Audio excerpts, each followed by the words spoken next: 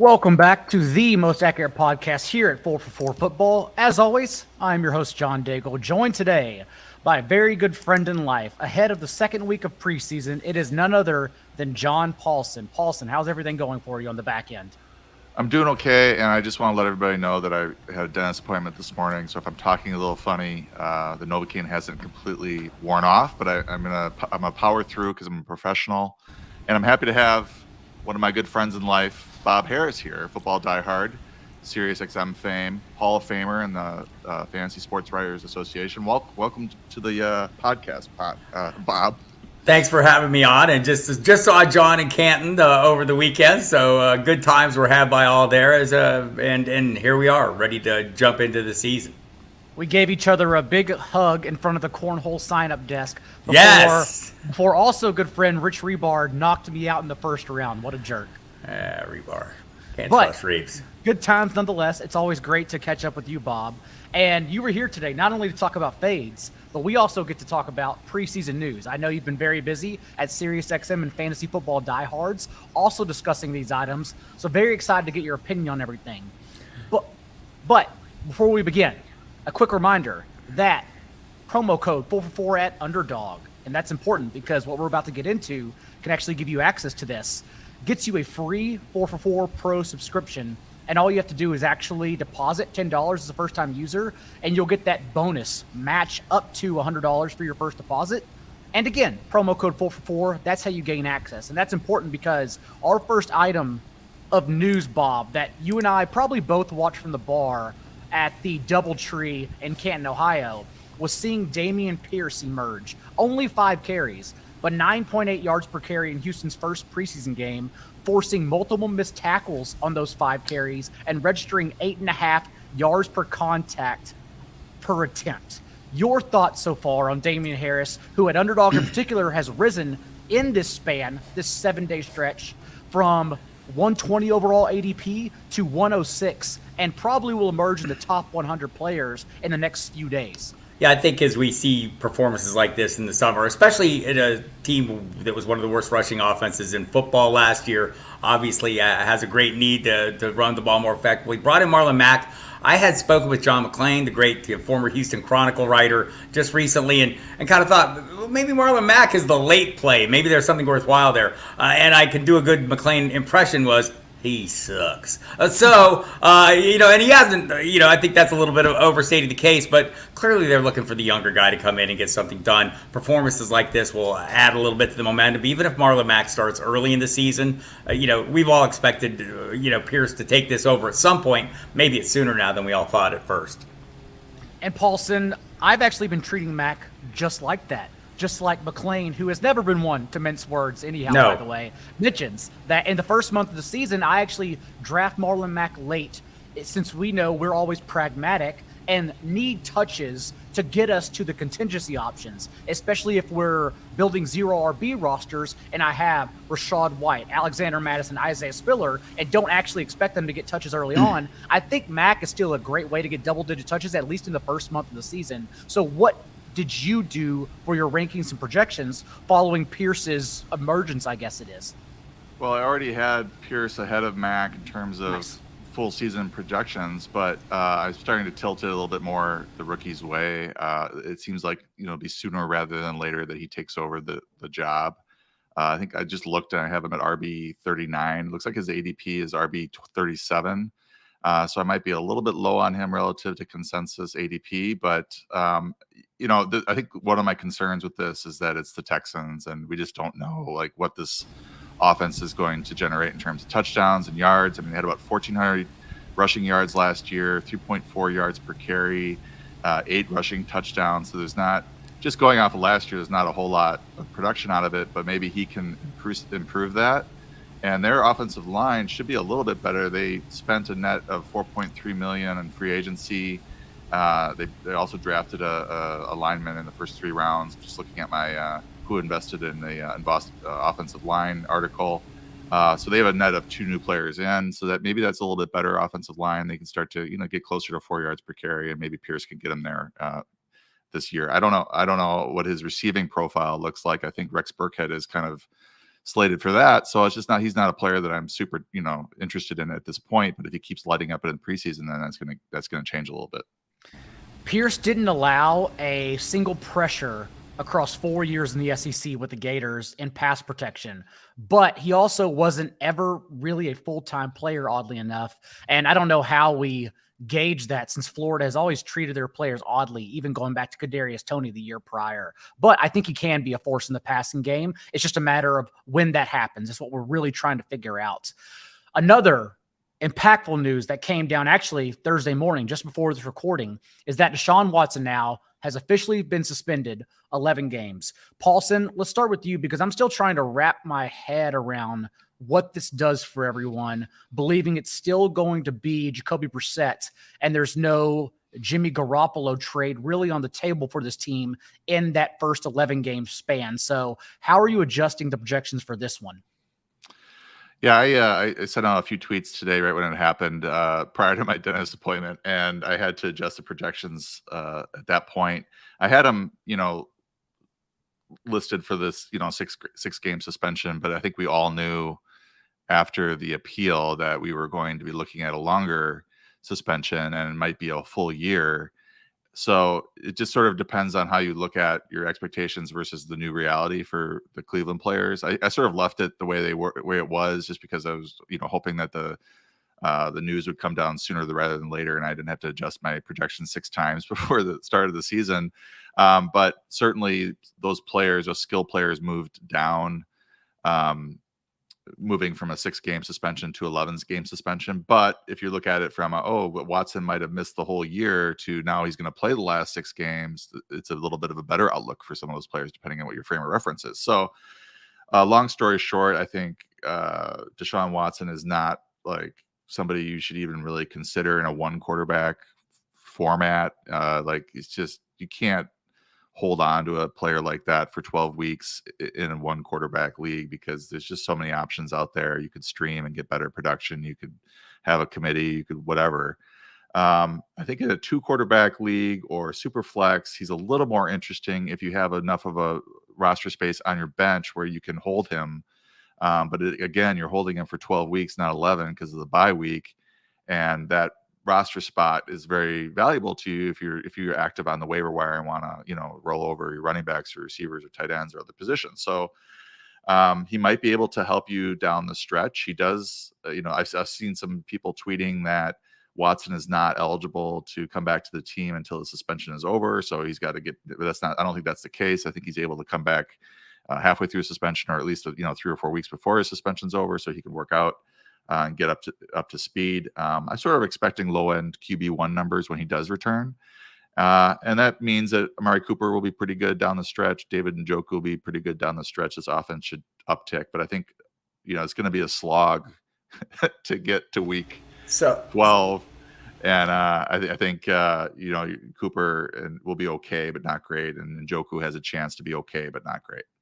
Yeah, to John's point, he can come back, I think, October 10th and then can't play until December. But, it wasn't that great. We got a narrow sample, the exhibition opener. That was kind of lackluster. And you wonder if this isn't going to be a bit more of a process to get him up to speed, this offense. This is maybe a next year thing. John, we were in the Scott Fish Bowl in L.A., and I burned a pick on Watson. And, we'll see late in the season. Maybe I get something out of it. But I think people, like you said, in single quarterback leagues, there's no reason at all to have him on your roster. And I think the bigger concern here is, can Jacoby Brissett fuel the fires of these assets that we're interested in, as our friend Gary Davenport put it with his worm burners. He's going to have to work on that accuracy a little bit. So hopefully he can get something done. But Cooper's kind of like, he may come up later in the show. David Njoku is still one of my favorite late round tight ends, if only for the scheme and the wide open target tree. We can't guarantee, it's likely so that Amari Cooper leads his team in target share, but we can't guarantee that, especially since Kevin Stefanski's system has actually finished top 4 the past 2 years in tight end target rate. And so I want to bet on a 26-year-old and an ambiguous target tree for sure. Other than that, though, I just question how deep rosters have to be to hold on to other ancillary options like a David Bell, like a Donovan Peoples-Jones? Like, do people actually have the courage to hold on to these players until week 12, thinking they won't be fruitful until then? And so that's where I keep coming back to with all the options around Jacoby Brissett. And like both of you, yeah, I can't really be high on them and expect Amari Cooper to still stay settled in around that Drake London, Adam Thielen range personally. I talked to Eddie Golden from ESPN Radio in Cleveland, and he threw out this range of possible outcomes was Cooper leads in targets, Njoku second, and Harrison Bryant is third.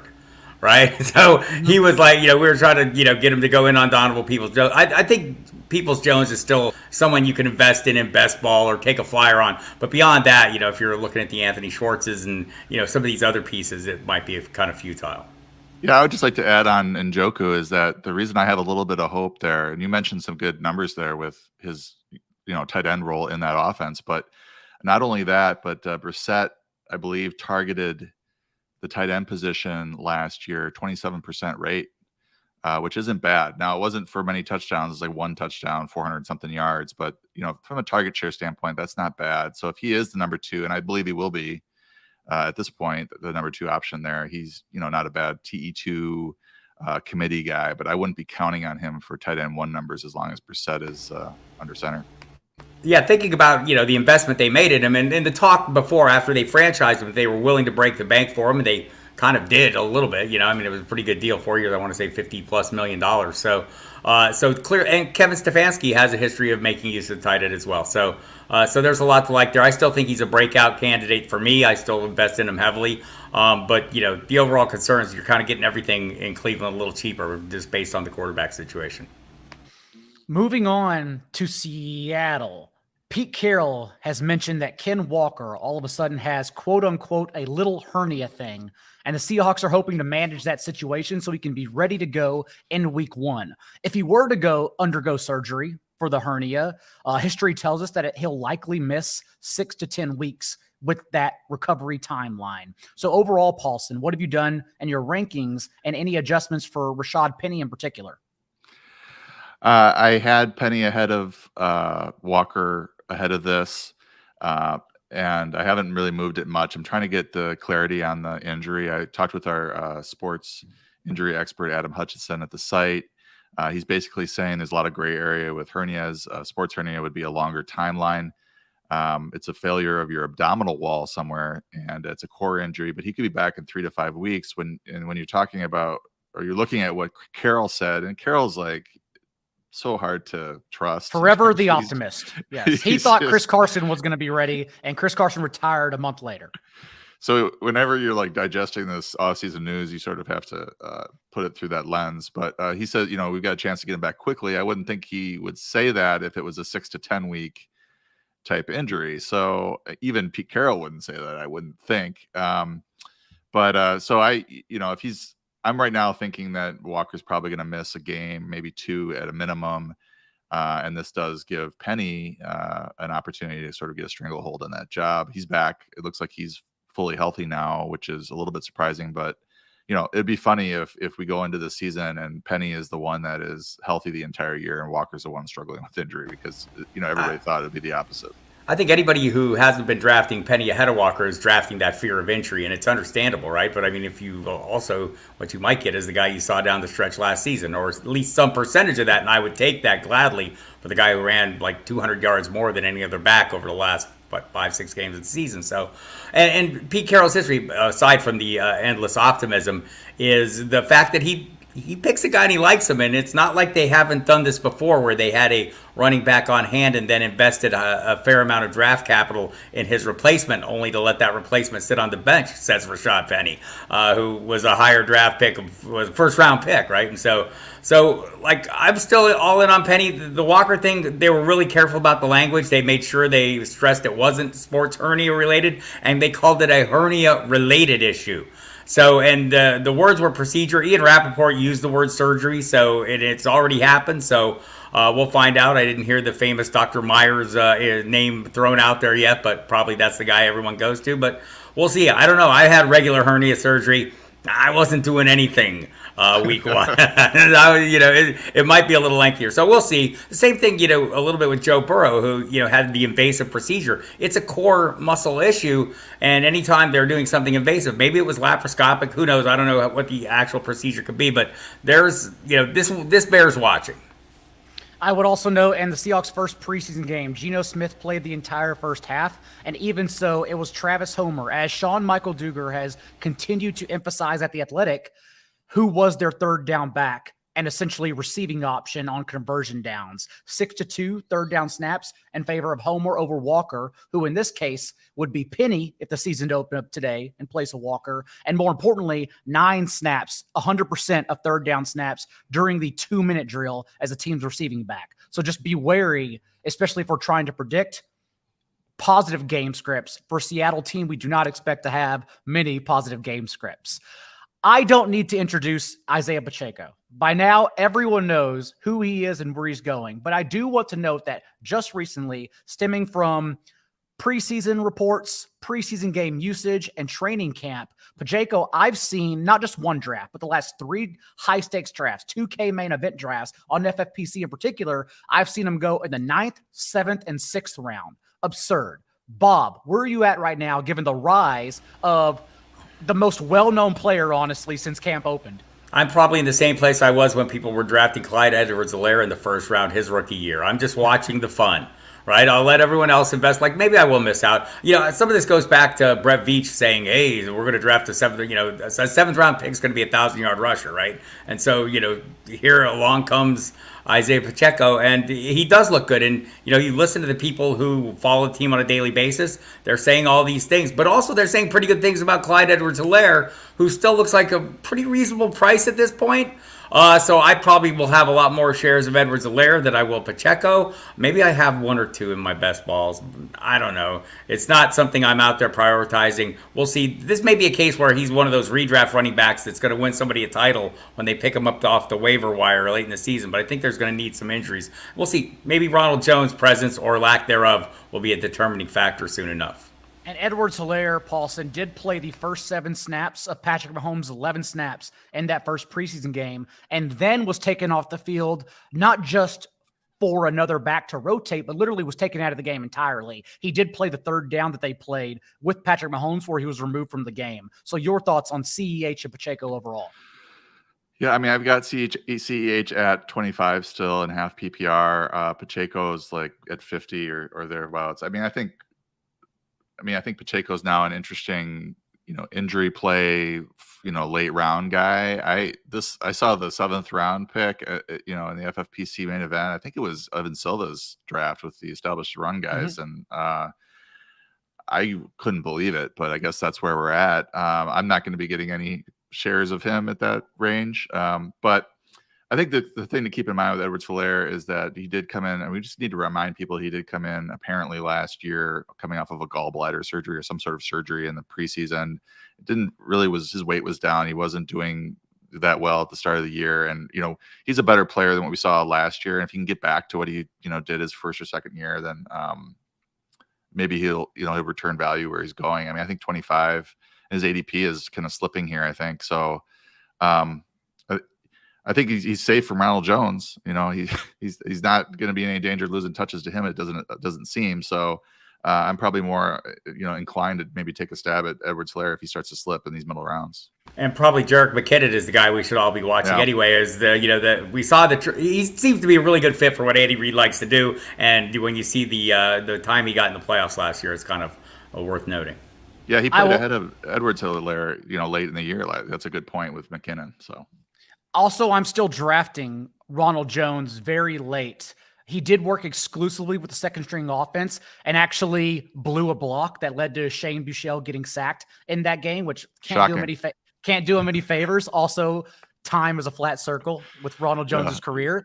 But pass blocking. But also, in the event he's cut, like that actually opens up more opportunities than if he were buried on this depth chart behind 3 other backs. And so knowing we're in redraft season now and our last 3-4 picks, especially in 18-20 round leagues, get cut anyhow as we sift through the waiver wire weekly, I think he's fine because like he could land in Atlanta. He could land in Tennessee, for example. He could land in a better spot as a contingency option. So I'm still taking him as a last round pick because right now no one wants him, and that's okay. Moving on to the opposite of Isiah Pacheco, because Antonio Gibson went through one hell of a weekend. Let's follow his trail of tears really quick. He did start Washington's first preseason game over the weekend, but was subbed out for J.D. McKissic on the first 2 third downs, fumbled on the next drive when he came back in, which we know Ron Rivera has already been frustrated about because that was his bugaboo from last year. Then Gibson played with the second-team offense in the next drive, was subbed out in 3rd and 1 for Jonathan Williams, gets a shot on 3rd and 2 later on, does not convert, gets stuffed at the line. Jonathan Williams replaces him on 4th and short, actually converts that. And then the next 48 hours in practice, Gibson mixes in with the 2nd and 3rd string offenses and was used on special teams punt returns. Not as the punt returner, mind you, literally as a gunner and blocker on the special teams units. Bob, how are you treating Antonio Gibson now, who was initially going as RB21, RB22, and seems to keep falling into the 6 to 8 round range? Well, that's like David Montgomery treatment, that special teams. So he is a 10-foot pole player for me. Wouldn't touch him with yours. And so we talked to JP Finley from NBC Washington yesterday, and he reiterated some of the things John Keim wrote about this week, if you saw it. They like his playmaking ability, Gibson. They think he's great at that. They realize he hasn't been playing running back that long, so they're willing to work with him. But also they want him to be more of a one-cut guy. They think that he starts dancing around, the ball moves out, and he doesn't secure the ball, and that's how the fumbles happen. Ron Robinson Jr. is a piece they like. Ron Rivera talked earlier this year about harkened back to his days in Carolina with Jonathan Stewart and D'Angelo Williams, and now we have J.D. McKissic in the mix as well to throw a wrench into it. I just think, the price has come down to the point where I could probably invest, and should stipulate that he's been really productive the last 2 years, despite the negative kind of thoughts we have about him. He's put up pretty decent numbers, so I don't want to say, I say 10-foot pole player, but honestly, I'll draft anyone if the price is right. And I think it's heading in the right direction right now. I just don't have a lot of shares. I'd have to go back and see, but I don't think I have any right now. What do you think is the right price, Paulsen? Because between him and Josh Jacobs, those are the 2 ADPs where I keep asking, when do I pull the trigger? And I'm actually not sure what the answer is. Yeah, these are 2 of my shy away players this year. So getting some discussion in early on the podcast. Gibson, to me, like heading into the summer, was looking very interesting as a RB12, RB13 the last 2 years, young player. I think normally we'd be tripping over each other trying to draft this guy, good offensive line, maybe a quarterback upgrade there in Washington. But yeah, the news just gets worse and worse. I mean, I really like him as a player, but McKissic coming back eats into his catches. Robinson comes back, is eating into his, at least into his goal line touches, if not more. We see that if he has a fumble or has any sort of mistake, he's going to get yanked and punished. I think that's what they were doing with the special team stuff. I mean, they might use him as a returner, but I think they're trying to punish him. I think he was back with the first team offense after the punt return stuff. But it just seems so tenuous, his hold on these touches, and that's why you just sort of avoid him. He's not a player that I'm looking to draft at all in the middle rounds. If I need a running back and I fall into him in the 7th or 8th round, maybe, but it's just not. It just is just doom and gloom, and this is the time of the year where it's supposed to be all puppy dogs and ice cream. Any bad news this time of year is just a real red flag for me. So he's been sliding down my rankings, and along with Josh Jacobs, who is in a similar type of committee, but things are, I would say, even worse for Gibson at this point. I try to pride myself on, not looking down the drinking straw in these moments and looking at the bigger picture and taking a broader look. But even the broader look in this case is not especially positive. So that's the concerns here. Let's play a quick name game, Bob, to help everyone out at home. Clyde Edwards-Helaire or Antonio Gibson? CEH for me right now. Miles Sanders, Paulsen, or Antonio Gibson? That's tough. I mean, Miles Sanders has got his own set of issues. I've got Gibson at 31 right now and Sanders at 32. And Bob, Chase Edmonds or Antonio Gibson? I'll probably take a chance on Chase Edmonds at this point. Yes, so absolutely Edmonds. And honestly, with the Ken Walker injury, we were probably looking at Rashad Penny over Antonio Gibson as well. All day. So that, and I have Dameon Harris over Antonio Gibson, definitely. So honestly, we're looking at Gibson falling 12 a full round, 14 more spots to the hundreds or just outside around the James Cook, Devin Singletary range. That's what we're telling everyone at home. And before that, probably don't draft him. Another late round running back we need to discuss, Bob, is Jamal Williams, who, recall, averaged 12.2 touches in 10 games with DeAndre Swift last year as a pseudo RB1, RB2 in the Lions' backfield. And what we saw on their first string offensive drive, the only 10 snaps this team played together in their first preseason game. Swift played 6 snaps and got 4 touches. And like last year, Williams also played 4 snaps and got 2 touches, including 1 target. So what's the fallout for you, knowing that Swift is still an option at the 13th overall pick, first, second round turn, along with Saquon Barkley, Aaron Jones, and Jamal Williams continues to basically be overlooked as a player that can provide touches, but also upside in the event Swift is ever injured? You're on mute, Bob. Mute, Bob. I think this is one of those players that you should be watching for later in your drafts to get into the 11th, 12th round, or even later in some drafts that I've seen him. He just seems to be totally ignored. Maybe part of that is because the Anthony Lynn, he of the 1A, 1B fame, is gone, but that doesn't mean Jamal Williams is gone. He's running back 52, I think, right now in NFFC ADP.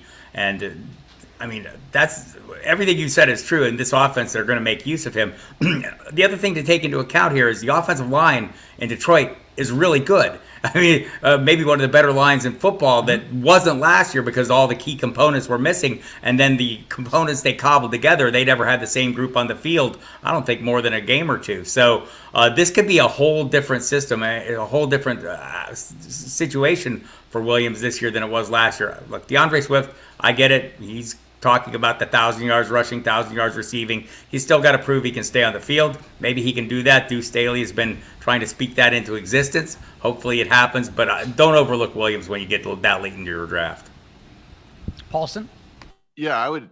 I watched Hard Knocks last night and this week's, and they talked about that game. I believe it was that same game. I'm assuming it was. And Swift missed a cut that he was supposed to take inside. He went outside, and it was Deuce Staley yanked him off the field to yell at him and then got him back in there. So to me, the snap counts just for that series might be a little bit skewed as to what they really want to do with Swift. I mean, the way they were talking about, or the way that Deuce Staley's talking about him is like he could be the best running back in the league and the most productive. So I don't know that they really want to split it as much as they did last year. I am sort of on board with this low-end RB1 valuation of Swift, especially in PPR formats due to his ability to catch the ball. So that I just wanted to add that from the sideline, Mike, and all that, what was going on with Swift and why he got pulled on one of those series at least. And I don't know exactly how many snaps he sat out because they did edit it pretty quickly. But they plugged Williams in and they yanked Williams out and put Swift back in there to see if he could fix the issue that he had. Reminder also that Jamal Williams averaged 19 touches in the 3 starts he made in place of DeAndre Swift last year, just in case you're digging out contingency options in those final rounds. And finally, some quick notes on the Jets' first string offense, because what we saw in their first preseason together, Michael Carter got the start over Breece Hall. That's significant. But also, the two mirrored each other with 10 snaps apiece, and the only drive their first string offense was on the field. And that's important because, as we know, Bob, Breece Hall is being drafted 3rd, 4th round around Travis Etienne as one of the tier-breaking options before we get to Elijah Mitchell, J.K. Dobbins, A.J. Dillon, that range, while his teammate, Michael Carter, is usually available in the 12th or 13th round. What are your thoughts on how to handle this backfield this year? I'm fine investing in Hall. I mean, I think it's a little bit pricey, and I'm not doing it a heck of a lot. But clearly, the Jets, made an investment in him, so you can kind of follow their lead. Super productive in college, touchdown machine, all those things. I just wonder how good this offense is going to be in general. That would be my concern. And Carter, if you're looking for the cheap play, again, late in best balls, or you don't have to decide which week to play him, I think that's more the problem for the cheaper assets in some of these situations. So if you're out there on Underdog and you're setting, you're drafting right now, don't be afraid to dive in on the guys like Carter, and I would say Williams as well. But Hall is okay at his current price. I've taken some chances. I just, my biggest concern with him is that offense in general, of course, the recent issues with the offensive line. Yeah, they're not handing the job to him. Clearly, they're making him work for it. They're starting the quote unquote veteran who's 1 year more of experience ahead of him. So the Jets offensive line should be better this year. They did make some investments along the front, and the offense in general should be better. But we're losing Zach Wilson for a week or two, or maybe longer, and Joe Flacco's under center. So it's Breece Hall is not a player that I don't think I've drafted him yet this year. It's just, I have him at 19. It's just that in that situation, once you get into the fourth round, I'm looking elsewhere. I like the receivers in that range. I like Ezekiel Elliott better in that range. So this is when I am targeting running backs, I want touches. I don't care if they are a little bit inefficient. If they're getting 18, 20 plus touches, that's what I want. It's guaranteed. So that's why I'd rather have somebody like Ezekiel Elliott than a Breece Hall at this point. Now, by the end of the year, he might have, won the job, and he's, getting 2/3 of the touches and is an RB1. But right now, it doesn't look like that's going to be the case, at least in September. And I totally agree with that. The chasing volume thing and the sure volume that you get with Ezekiel Elliott, I would much rather have him any day. And so I do agree. And I worry about the overall level of offensive competency in this case. I've been comparing this year's Jets to last year's Broncos, last year's Lions, where we're still a quarterback away from this offense truly being competent. Having said that, it's an ambiguous situation with basically 9 rounds separating the two running back options, and honestly, the only two running back options. Thus, I keep drafting Michael Carter, and I actually write about that more in my top 17 flyers for 20-round leagues that's available right now on the site. Also, quickly, before we move on, just want to note, Jahan Dotson, 22 of 22 snaps with Carson Wentz, played 2 wide sets. That's important considering he's a smaller body. We thought could maybe just get jammed exclusively to the slot and either Dameon Brown or Curtis Samuel play on the outside. Not the case in Washington's first preseason game. That's very important. Also, note Isiah McKenzie. We figured it was headed this way, but Isiah McKenzie got healthy scratched in the first preseason game with Josh Allen, Stephon Diggs, Gabriel Davis, and Dawson Knox, which tells you everything you need to know, while Jameson Crowder played with a second-string offense and dropped a pass that resulted in an interception for Case Keenum. Let's take a quick break and come back with our top fades of 2022 drafts. Right now, if you sign up at Underdog as a new subscriber, not only will you receive a free pro subscription to 4for4 with access to all of our off-season content, including our around-the-clock Discord conversations, Underdog will also match your deposit up to $100 by 100%. Literally mirror it. And there are no catches. Just download the Underdog app, use the promo code 4for4 when depositing. That's the number 4, word, the number again, and presto.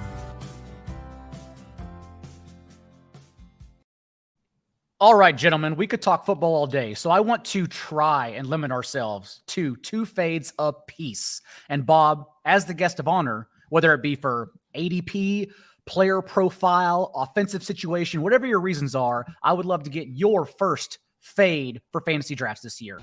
I'm going to go with Saquon Barkley right now, current NFC ADP. He's like running back 9. And so it seems like, to me, we're putting a lot of hopes on the fact that Brian Daboll's in New York now. And the offense is going to be a lot better. And it is. Because it has to be. Because it couldn't be much worse than last year. They scored 15.2 points a game. Led the league low, or second to the lowest in touchdowns scored, offensive touchdowns scored. And they did add the offensive line, and Daigle is great. But my question, and we saw Jordan Raanan from ESPN report yesterday, Barkley is in line for a huge workload. Probably so. Agree with all of that. All those things are true. Also, I don't know that Saquon Barkley is the same Saquon Barkley this team drafted. Last year, when he had 3 runs of 20 yards or more, 9 runs of 10 yards or more. I just haven't seen that same explosiveness and what got us all excited about him in the first place. So maybe he is going to be better. Maybe this offense is going to be better. It's a very low bar, so I suspect it will be somewhat better. But I don't know that it's going to be great. I don't know that Saquon Barkley is going to be top 10 running back great. And this is more about that price than it is about Barkley. I'd be fine drafting that workload a little later. I'm just not getting it later. And it's not the touch competition, Paulsen, as Bob mentioned, because Matt Breida's behind him. I think that answers the question about who's going to handle touches. But then you look and say, well, actually, last year, or since 2020, I should say, Barkley has actually had the 15th lowest rate of 10-yard runs. Just 6% of his total runs. Has not been explosive whatsoever for injury concerns. But also then we're asking, who's to say that explosiveness just suddenly comes back overnight? Yeah, I just keep thinking about Ezekiel Elliott going in the middle of the 4th round, and Saquon Barkley going near the 1-2 turn, and why is this? I don't have a problem with Barkley necessarily in the middle of the 2nd round. I think near the 1-2 turn, it gets there's some other backs that are there that are we know are going to produce. I think in this situation, there's so much changeover at the offensive line. Obviously, the coaching staff's different. I do like the fact that we're another year removed from the injury, so he should be closer to full health. I think he probably will get back to Barkley of old, but I don't know when that will be. And this offense may not score many touchdowns, so I don't know how often they're going to be in the red zone and give him those prime touch opportunities. So I don't have a problem. I have him at 11, and he's going. You said 9, Bob, in one ADP, but he's going 8, RB8 at Underdog. So that's a pretty steep price for somebody with some question marks. I did take him in the middle of the 2nd round when some of the other running backs were gone, and I wanted to go running back in the middle of the 2nd round, but that's my only time I've drafted him this year. And I think his ceiling outcome is important to chase in large field best ball tournaments. When we're talking about 12-team redraft home leagues, as you said, there are lots of options at the end that are probably more reliable. And so I don't think you necessarily need to chase the upside and floor that's pending. That's what we're arguing here about this player that comes with Barkley's like downside. Paulsen, what about one of your fades? Well, I've already talked about mentioned Antonio Gibson, but I'm gonna maybe somebody that's surprising is Alvin Kamara. I just can't get behind. I understand the top 5 upside. We saw him have some monster games. They all came when Mark Ingram was out of the lineup, injured, sidelined, whatever. Whenever Ingram has been healthy, Kamara's touches have been down. 24.4 touches without Ingram last year, 16.8 with Ingram. Same thing happened in 2017, 2018 when Ingram was with the team. Kamara saw 14.3 touchdowns in 27 games with Ingram, 22.8 touches in 4 games with Ingram sidelined. So, yes, here's the upside. If you really want to draft Kamara, there's a story you could tell yourself, which is Ingram's 32 years old. The Saints have a different head coach in there. They want to get away from him. They're looking to replace him. I just don't know that they want to give Kamara the workload that he has been seeing to see those high-end RB1 numbers. I'm also slightly concerned that the videotape of his antics off-field, supposedly the police reported that he was seen and captured on video kicking somebody while they were down. If that drops, then all of a sudden a suspension is sort of in play because the NFL will maybe have its hand forced a little bit on that front. Now, I don't think legally he's in much jeopardy of being suspended this year other than the videotape dropping. So there's that. But I'm just sort of not like he's going in the middle of the 2nd round, and there's other players that I want at that point at the running back position. I'd take Fournette over him pretty easily, and I just worry a little bit about his workload and that whole legal thing. Yeah, the videotape is the concern, right? I mean, if that comes out anytime, we'll talk to Mike Triplett this week, and he's surprised it already hasn't. I'm surprised it already hasn't, and if it does, that will change the dynamic. They'll wait until after the season, I'm guessing, because the hearing, he hasn't even appeared in court. It's all been just the initial filing. So when they delayed that August 1st, 2 months into October, that all but ensured that there's not going to be resolution of the criminal case before the end of the season, but the videotape will be a game changer if it comes out. And he did handle a career high 22 touches per game last year, but also small sample, but his 4 games he played with Mark Ingram, he was the weekly RB17, RB6, RB50, and RB35. So not really great results in that month. He played alongside Mark Ingram once the team traded for the veteran.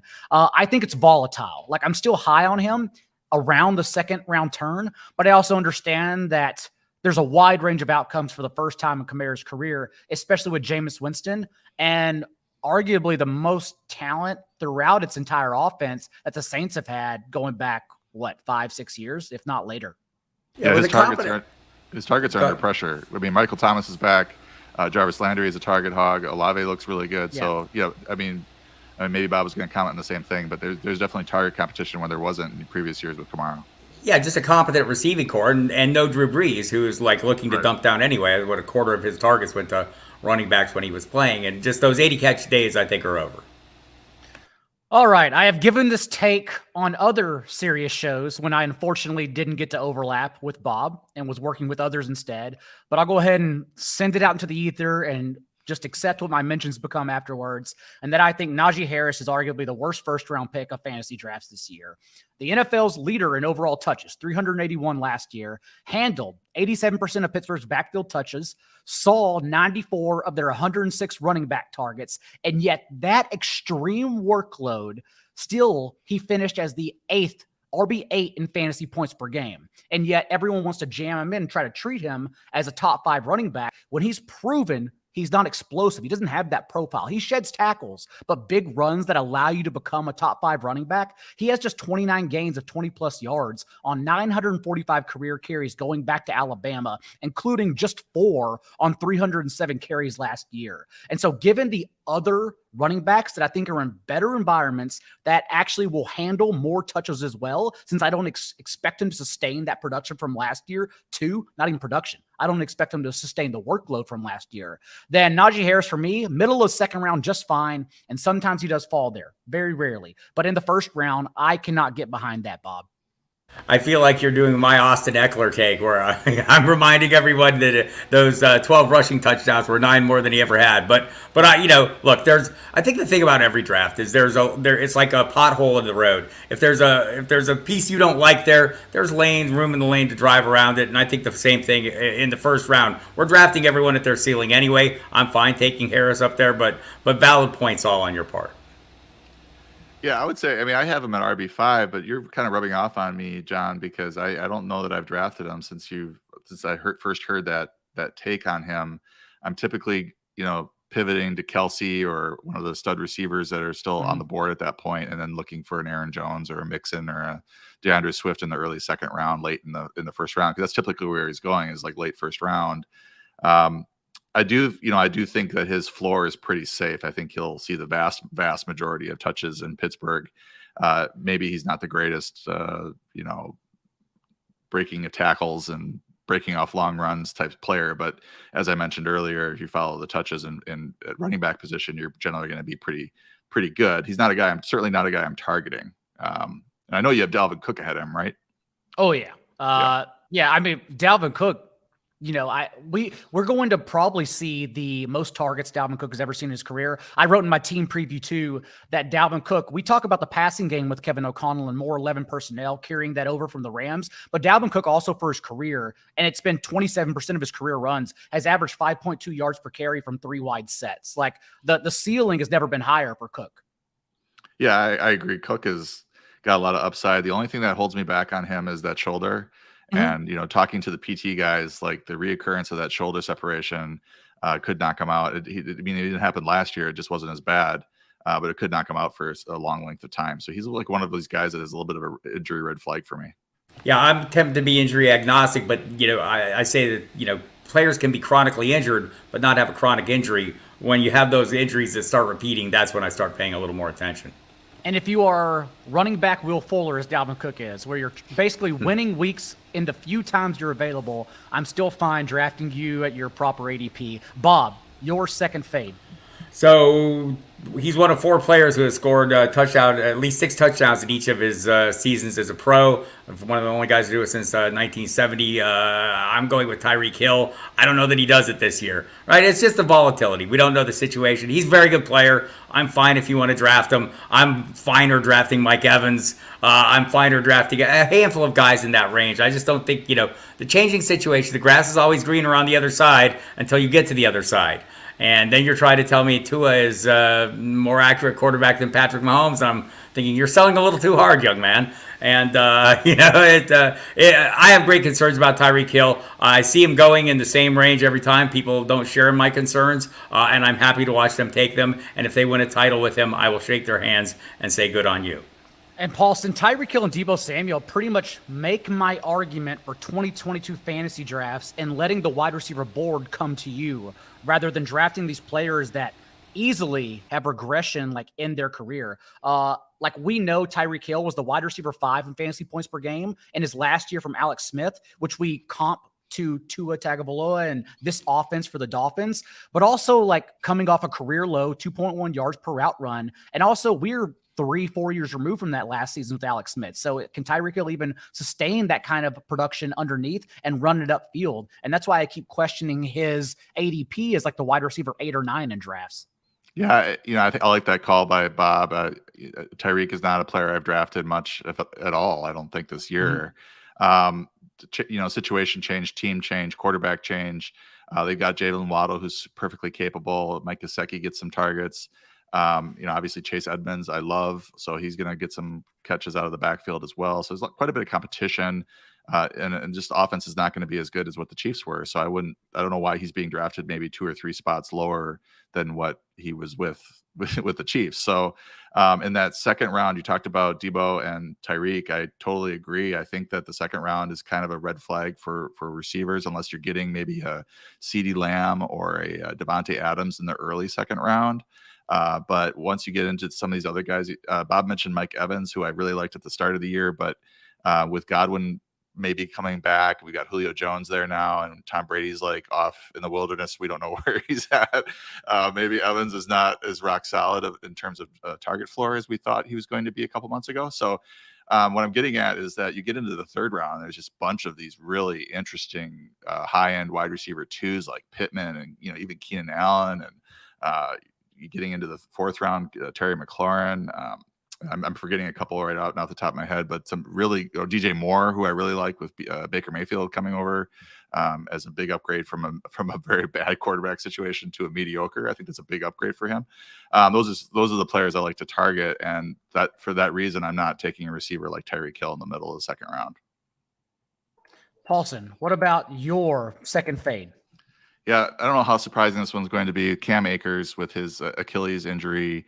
I was already a little bit red flagged on him, and he came back and did the best he could to help them during their Super Bowl run. I'm rooting for him, but he was like his 1.88 yards per carry, 135 yards on 72 carries in 5 games there for the Rams.